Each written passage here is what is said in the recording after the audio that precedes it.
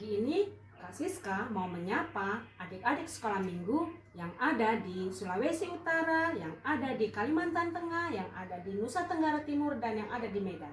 Selamat hari Minggu buat Bunda Selvia Marentek dan anak sekolah minggu di Gereja Masehi Injili Minahasa, Immanuel Rumong Atas, Tareran, Sulawesi Utara.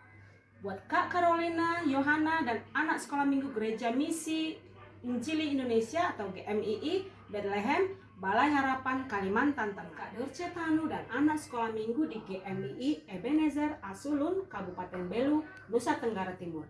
Dan buat adik kami Natania Silitonga, Grace Patricia dan Guido Panjaitan, Gabriel Panggabean yang ada di HKBP Bethesda Medan.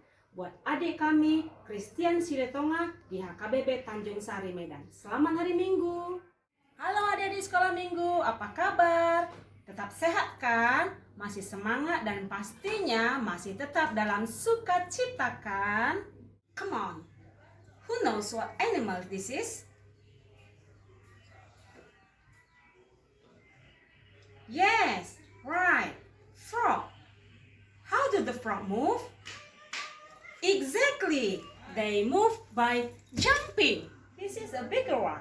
Its food is grass and its milk can be drunk by humans. Great! Cow! These animals has wings, can fly and jump. Yes! Great! It's grasshopper. Good. Semua pintar dan hebat-hebat. Kok hari ini ada hewan-hewan itu ya? Iya, karena tema kita saat ini tentang 10 tulah yang ada di Mesir. Peristiwa ini tertulis dalam kitab Keluaran, yaitu peristiwa keluarnya umat dari tanah Mesir. Tulah-tulah yang dahsyat yang terjadi di Mesir memaksa Raja Firaun membebaskan orang Israel. Musa melakukan apa yang telah Tuhan perintahkan dengan sepenuh hati.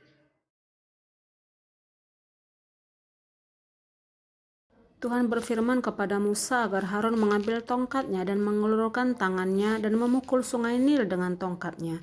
Kemudian air dalam sungai berubah menjadi darah. Ikan-ikan mati dan air sungai mulai berbau busuk. Dan orang Mesir tidak dapat meminum air dari sungai Nil. Dan seluruh tanah Mesir ada darah. Kemudian Tuhan menurunkan tulah kedua, kata-kata keluar dari sungai Nil. Mereka ada di mana-mana. Dalam kompor-kompor, panci-panci penggorengan, di tempat tidur dan di mana-mana. Lalu naik dan masuk ke dalam istana Firaun, bahkan sampai ke dalam tempat tidurnya, ke dalam rumah pegawai dan rakyatnya. Ketiga, nyamuk. Lalu Harun memukul tanah dengan tongkatnya dan debu tanah berubah menjadi nyamuk-nyamuk di seluruh Mesir, menghinggapi manusia dan hewan. Lalat pikat. Lalat-lalat besar berterbangan ke dalam rumah orang Mesir dan seluruh tanah Mesir. Lalat pikat itu ditimpakan terhadap Firaun, terhadap pegawai-pegawainya dan rakyatnya, sehingga rumah-rumah orang Mesir penuh dengan pikat. Tulah kelima adalah penyakit sampar yang menimpa seluruh ternak orang Mesir. Semua ternak yang ada di padang seperti kuda, keledai, unta, lembu sapi, dan kambing domba kena penyakit sampar yang dahsyat. Adik-adik sekolah minggu, walaupun Tuhan sudah menurunkan tulah kepada orang Mesir, tetapi Firaun tetap berkeras tidak mau melepaskan bangsa Israel keluar dari kekuasaannya di Mesir. Akibatnya, Tuhan menimpakan kepada Mesir tulah keenam. Tulah keenam adalah jelaga yang berubah menjadi bara. Lalu mereka mengambil jelaga dari dapur perleburan. Kemudian Musa menghamburkannya ke udara. Maka terjadilah bara yang memecah sebagai gelembung yang menimpa seluruh orang Mesir dan ternak mereka. Hujan es. Lalu Musa mengulurkan tongkatnya ke langit. Maka Tuhan mengadakan guru dan hujan es dan api menyambar ke bumi. Dan Tuhan menurunkan hujan es meliputi tanah Mesir. Hujan es itu menimpa binasa segala sesuatu yang ada di padang di seluruh tanah Mesir. Belalang. Lalu Musa mengulurkan tongkatnya ke atas tanah Mesir. Datanglah belalang meliputi seluruh tanah Mesir dan hinggap di seluruh daerah Mesir.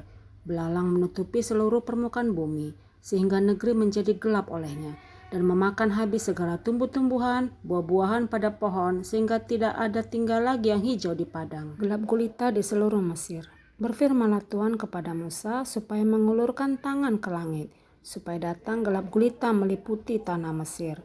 Selama 3 hari kegelapan menutupi negeri itu, tetapi di tempat orang-orang Israel ada terang. Anak sulung Mesir. Allah memerintahkan umatnya untuk membubuhkan darah dari seekor anak domba pada ambang pintu mereka. Pada waktu malaikat Allah melihat darah itu, ia tidak membunuh seorang pun di dalam rumah itu. Tetapi di semua rumah di mana tidak terdapat darah pada ambang pintunya, malaikat Allah membunuh anak sulung baik dari manusia maupun binatang. Adik-adik di rumah, apa yang dapat kita lihat dari peristiwa ini? Yang pertama, Allah akan menghukum setiap orang yang tidak taat kepadanya, serta berkeras hati menentang perintah dan kehendaknya. Yang kedua, Allah Israel adalah satu-satunya Allah yang benar, yang kuasanya tidak tertandingi oleh siapapun dan oleh apapun. Seperti Musa melakukan apa yang telah diperintahkan Tuhan dengan sepenuh hati, mari adik-adik kita mau sama seperti Musa, kita taat akan perintah Tuhan. Kita sama-sama menyanyikan lagu T-A-A-T, taat.